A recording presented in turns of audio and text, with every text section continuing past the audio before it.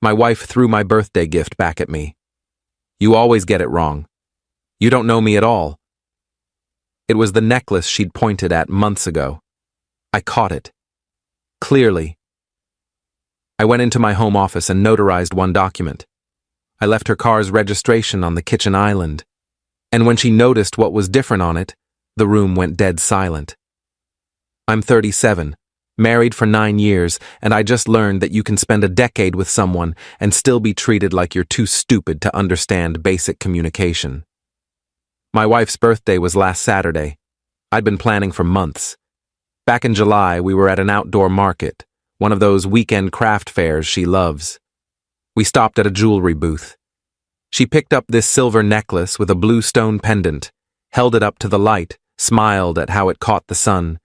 She even turned to me and said, "Look at how beautiful this is," before putting it back down with a wistful, "Maybe someday."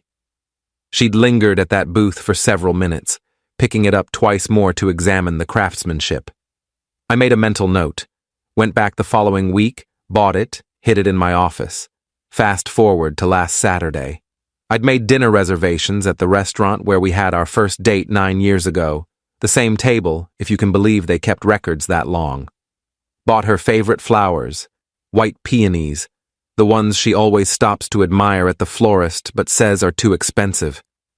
Had the necklace wrapped professionally at that boutique wrapping service downtown, with the hand-tied ribbon and embossed paper she always admires in their window displays.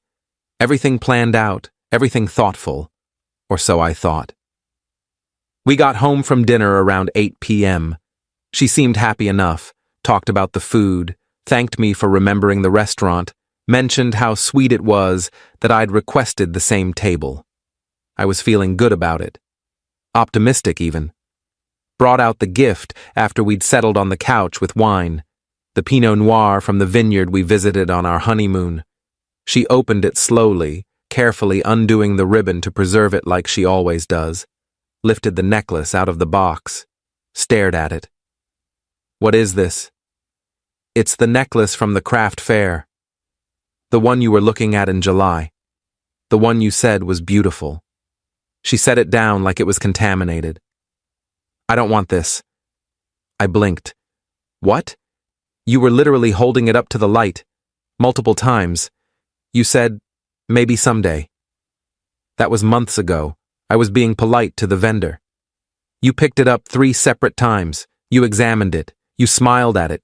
You told me to look at how beautiful it was. Because I was being nice. I didn't actually want it.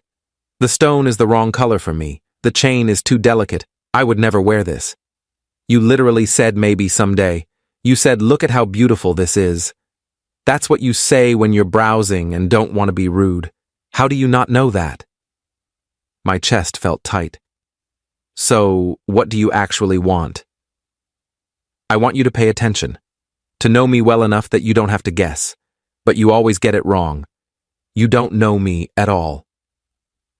She picked up the necklace and threw it at me. Not gently. Actually threw it. I caught it reflexively, the chain tangling around my fingers. "Every year," she continued, "every birthday, every anniversary, every holiday, you get it wrong.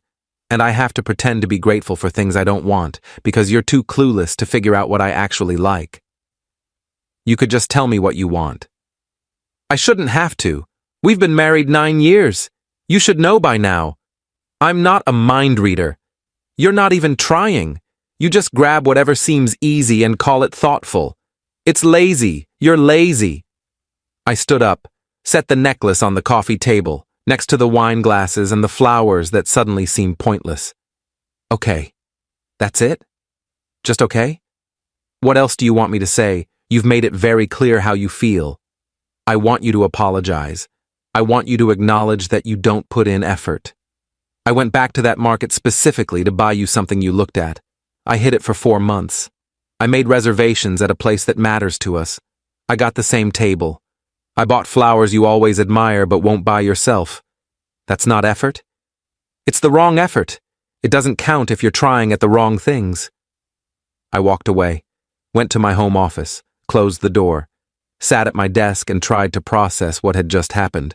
the sound of her angry footsteps pacing the living room echoing through the walls. This wasn't the first time. She was right about that. Every gift-giving occasion for the past few years had ended similarly. Never quite satisfied. Always something wrong.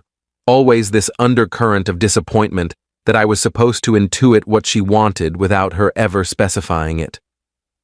I opened my desk drawer, pulled out a folder I'd been keeping for about 6 months. Documents I'd started preparing after the last blow-up. The one where she'd screamed at me for 40 minutes about a Valentine's Day gift. I'd told myself I was overreacting, that I wouldn't need these papers, that we'd work it out, that love was supposed to be enough. I opened the folder, looked at the separation agreement my lawyer had drawn up. All it needed was signatures and notarization. I'm a notary public, licensed for my consulting work. I can notarize my own documents in this state as long as I'm not a party to the transaction in certain contexts. This qualified. I signed my name, notarized it, dated it, put it back in the folder. My hand was steady. That surprised me.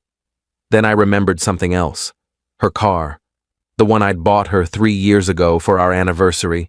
A silver Lexus, fully loaded, because she'd mentioned liking how they looked. Title was in my name only because I'd paid cash for it. We'd never transferred it to joint ownership. She'd been meaning to handle the registration transfer, but kept putting it off. I'd reminded her a few times. She'd said it didn't matter, it was fine as is. What's mine is yours anyway, she'd said then. That sentiment felt like a lifetime ago. I went to the filing cabinet, found the registration, took it to the kitchen, set it on the island where she'd see it in the morning light. Then I went to bed in the guest room, staring at the ceiling and listening to her crying in our bedroom down the hall. Update one Sunday morning, I woke up around 7. She was still asleep in our bedroom. I made coffee, sat in the kitchen, waited. The house felt different, quieter. Or maybe I was just noticing the silence that had always been there. She came out around 8:30, saw me sitting there, saw the registration on the island. What's this? Car registration. I can see that. Why is it here? Look at it. She picked it up, read it. Her face went pale. What did you do? I corrected an oversight. The car's been registered to me for 3 years. As of yesterday at 4 p.m., I transferred ownership to myself exclusively and removed you as an authorized driver. You can't do that. I did do that. It's my car, my name, my money, my title. I just made it official in all the paperwork. That's my car. I drive it every day. It was a gift. A gift you've complained about 17 times. Too big, wrong color, not the model you wanted, drinks too much gas, the seats aren't comfortable, the stereo system is subpar. I kept track, so I'm taking it back. You can't take back a gift. Watch me. Keys are in my office, car's still in the garage. But as of now, you're not authorized to drive it. If you do, that's technically auto theft. This is insane. This is psychotic. Is it? You throw my gifts back at me and tell me I'm lazy and clueless. I'm clarifying ownership. Seems reasonable. Over a fight about a necklace? Over 9 years of fights about gifts, about effort, about how I apparently don't know you at all.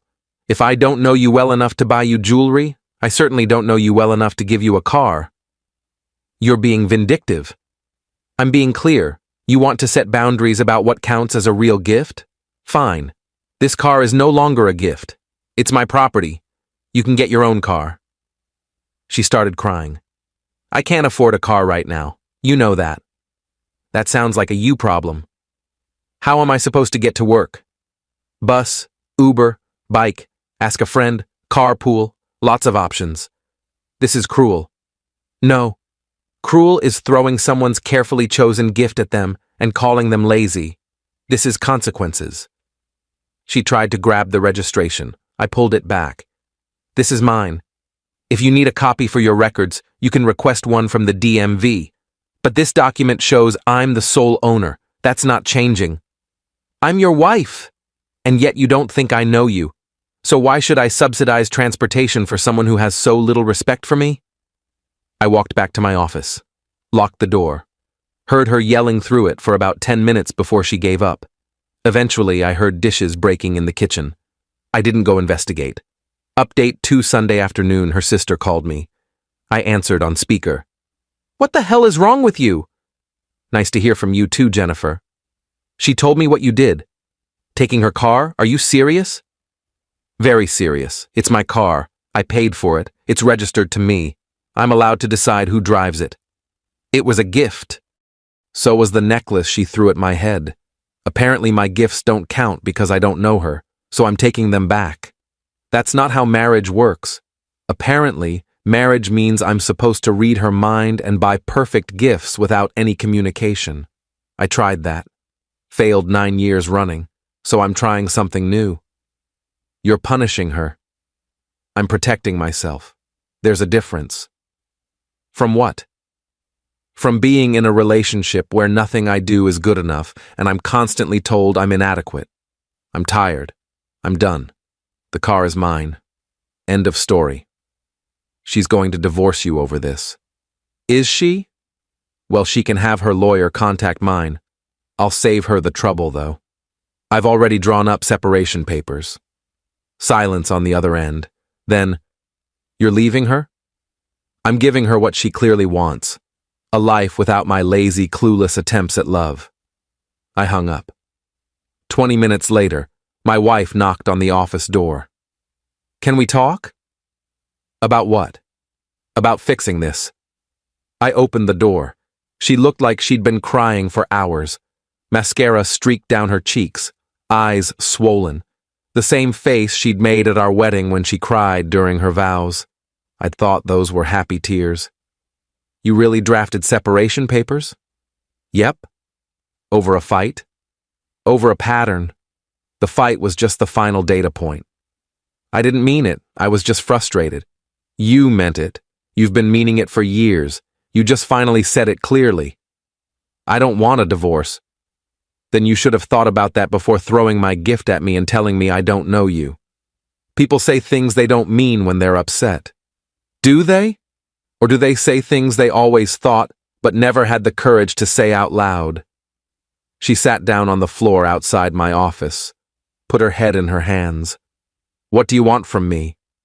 Nothing. That's the point. I'm done wanting things from you. I tried for 9 years to be a good husband. Every attempt was criticized. Every gift was wrong. Every effort was insufficient. I'm tired. So you're just giving up? No. I gave up trying to be enough for someone who's determined to see me as inadequate. There's a difference. Can I have the car back if I apologize? No. Why not? Because you'd be apologizing to get the car back, not because you understand what you did wrong. That's manipulation, not remorse. I do understand. Tell me what you understand. I hurt your feelings. That's it? I hurt your feelings? I was cruel about the necklace. And I don't know what you want me to say. That's the problem. You don't know. You don't see the pattern. You don't understand why 9 years of this finally broke something in me. You just know I'm upset and you want to fix it so things go back to normal. What's wrong with normal? Normal is me walking on eggshells every gift-giving occasion, wondering what I'll do wrong this time. Normal is you telling me I'm lazy while I bend over backward trying to please you. Normal is exhausting. I don't want normal anymore. She stayed sitting there for a long time. I closed the door, went back to work, though I couldn't focus. I just stared at my computer screen, wondering how we'd gotten here. Update 3 Monday, she called out sick from work. I went to my office downtown like usual. When I got home that evening, she was waiting in the kitchen. She'd cleaned up the broken dishes. I made dinner. Okay. Can we eat together? Talk? Sure. We sat at the dining table. She'd made my favorite pasta dish, the one with the homemade sauce her grandmother taught her, the one she only makes on special occasions. The irony wasn't lost on me. I've been thinking, she started, about what you said. About the pattern. You're right that I've been critical of gifts. I didn't realize how much it was adding up. Okay. I want to work on it. Go to counseling. Figure out why I do that. That's good. You should do that. You'll come with me? No. Why not? Because this isn't a couple's problem. This is a you problem. You need to figure out why you're never satisfied. I'm not part of that process. But we're married. We should work on things together. We're separated. I filed the papers this morning. You'll be served in a few days. She dropped her fork. It clattered against the plate, sauce splattering on the white tablecloth. You didn't. I did. 9 years is enough. I'm done. Over a birthday present. Over a marriage where I'm constantly inadequate. The birthday present was just the breaking point. I told you I'd work on it. Great. Work on it for your next relationship. This one is over. You don't mean that. I absolutely mean that. I've never been more certain of anything. She started crying again. What about the house, our life, everything we built? House is in my name. I bought it before we got married. You can stay here for 30 days while you find a place. After that, you're out. I can't afford my own place. You have a job. You make $60,000 a year. You'll figure it out. Without a car? Without my car, you can buy your own. This is happening because of your ego, because I bruised your pride with one comment. No. This is happening because you showed me who you really think I am. Someone lazy, someone clueless, someone who doesn't know you despite a decade together. If that's true, why stay married to me? I didn't mean it literally. Then why say it? Why say something so cutting if you don't mean it? She had no answer. The pasta went cold on our plates, uneaten. Update 4 Tuesday morning, I got a call from her father. I hear you're divorcing my daughter. That's correct. Over what, exactly? Ask her. I'm asking you. She spent 9 years telling me nothing I do is good enough. I finally believed her. Marriage is hard. You don't just quit. I didn't quit. I endured for 9 years. She quit respecting me. I'm just making it official. She loves you. She loves the idea of me being different. She doesn't love who I actually am. That's not true. Then why does she throw my gifts back at me? Why does she tell me I'm lazy? Why does she say I don't know her? She gets frustrated sometimes. Women do that. Men get tired sometimes. I do that. You're making a mistake. Maybe. But it's my mistake to make. He hung up. I blocked his number. Then her mother's. Then Jennifer's. I was done being lectured by people who'd watched her treat me this way for years and said nothing. Wednesday, she moved into the guest room permanently. We passed each other in the house like strangers. She'd stopped trying to talk me out of it, which meant she'd probably consulted a lawyer who told her I had grounds for everything I was doing. I heard her on the phone late at night, crying to friends, painting me as the villain. I didn't care anymore. Thursday, she got served at work, came home furious. You actually filed. I told you I filed. You didn't believe me. I thought you'd cool down, change your mind. I'm not emotional. I'm decisive. There's a difference. The papers say irreconcilable differences. Accurate. What differences? Because I didn't like a necklace? Because you've never liked anything? Because you think so little of me that you can't imagine I tried? Because after 9 years, you still think I'm too stupid to understand you? I never said stupid. You said lazy, clueless. You said I don't know you. What's the difference? She sat down on the couch. I thought we'd grow old together. We grew apart instead. It happens. Not like this. Not this fast. It wasn't fast. It was 9 years of slow erosion. Saturday was just when the dam broke. Update 5. Friday, 1 week after her birthday, she tried a different approach. I looked at the necklace again. It's actually really pretty. I was wrong. Okay. I'd like to keep it, if that's all right. It's in the trash.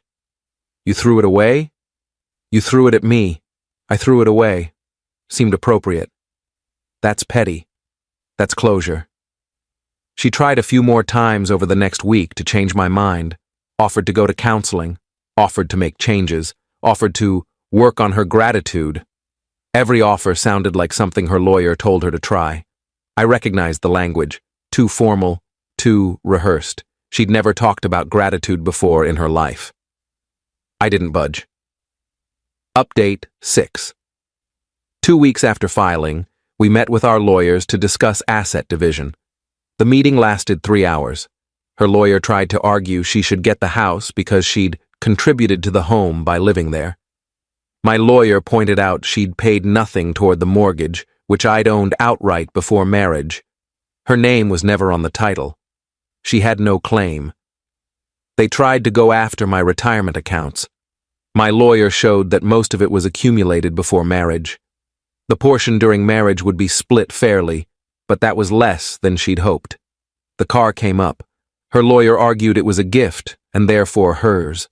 My lawyer pulled out the registration showing I'd transferred it solely to my name days before filing, legal and binding.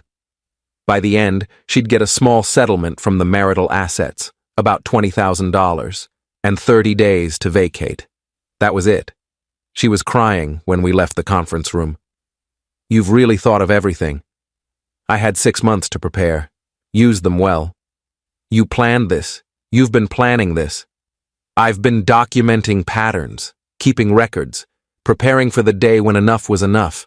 Saturday was that day. So the necklace wasn't even the real issue. You were already halfway out the door. I was waiting to see if things would change. They didn't. They got worse. Saturday confirmed what I already suspected. You don't respect me. Never have. I did respect you. Past tense. Noted. Final update. That was 6 weeks ago. The divorce was finalized last week. She moved out of the house 3 weeks ago, found a small apartment across town. I hear she's taking the bus to work, complaining about it to anyone who will listen. Apparently, public transportation is beneath her. Another thing I should have known. I kept the house, the car, most of my retirement accounts. She got a settlement that'll hold her for a few months. After that, she's on her own. Mutual friends have taken sides. Most sided with her initially, hearing her version where I'm a vindictive asshole who ended a marriage over a birthday present. A few asked for my side. I showed them records. Years of texts where she complained about gifts, emails where she detailed all my inadequacies. The pattern was undeniable. Those friends changed their tune. Some apologized. Some quietly unfriended her on social media. Some told me they'd always thought she was too critical, but didn't want to interfere. Her family still hates me. I don't care. Never liked them much anyway. They enabled her behavior, always taking her side, always making excuses for why she was just particular or had high standards. I've been asked if I regret it, the nuclear option over a necklace. The answer is no. The necklace was just the catalyst. The marriage had been dead for years. I was just too invested to admit it. When someone throws your love back at you and calls you lazy, they're telling you how they really feel. I finally listened. The necklace is still in the trash somewhere, buried in a landfill by now, probably. The car is still in my garage, though I'm thinking of selling it. Too many memories attached. The house is quiet and mine. The life I'm building is slow and careful and entirely on my terms. Some people think I overreacted, that I should have tried counseling first, given her another chance. But I'd given her 9 years of chances. 9 years of trying to decode what she wanted. 9 years of being told I failed. I'm done failing for someone else's impossible standards. The registration on the kitchen island was the moment she realized I wasn't bluffing, that I wasn't going to beg or negotiate or try to win her back, that I'd already detached. She'd spent 9 years treating marriage like a performance review where I never quite met expectations. I ended the employment. Now she can find someone else to criticize, someone else to throw gifts at, someone else who'll tolerate being called lazy and clueless, Someone who'll keep trying to read her mind and inevitably fail. I'm busy being adequately myself. Turns out that's enough. I've started dating again, nothing serious, just coffee here and there. It's strange how different it feels when someone says thank you and means it. When someone appreciates effort instead of dissecting its flaws. When someone sees a gift as a gesture of love instead of evidence of inadequacy. Last week, I went on a third date with a woman named Sarah. We went to dinner, and afterward, I walked her to her car. She thanked me for the evening, said she'd had a wonderful time. Then she noticed my watch, a simple thing, nothing expensive, and commented that she liked it. "I like how classic it looks," she said. "It suits you."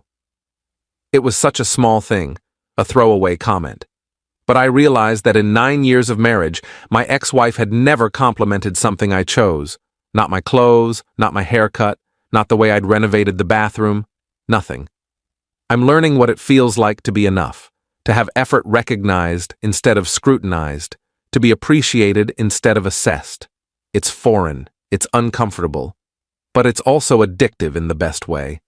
The house doesn't echo anymore. I've rearranged furniture, painted a few rooms, made it mine in ways it never was before. Every change is a small act of reclamation. Every decision is mine alone. No negotiating, no compromising, no walking on eggshells wondering if I'm doing it wrong. I'm not bitter. I'm not angry. I'm just done. Done trying to earn love from someone determined not to give it. Done accepting criticism disguised as care. Done believing that if I just tried harder, did better, paid closer attention, she'd finally be satisfied. The truth is, she was never going to be satisfied. Not with me, maybe not with anyone. Some people carry an emptiness that no gift, no gesture, no amount of effort can fill. I spent 9 years trying to fill it. All I got was exhausted, so now I'm here. 37, divorced, starting over. The story people tell will depend on who's telling it. Her version makes me the villain. Mine makes me the survivor. The truth is probably somewhere in between, but I'm the only one who has to live with my choices. And I can live with them just fine. The necklace is in a landfill. The car is in my garage. The marriage is in the past. And I'm building a future where enough is actually enough. That registration on the kitchen island changed everything. It was the moment I stopped asking for permission to value myself. The moment I stopped negotiating my worth with someone who'd already decided I had none. Best decision I ever made.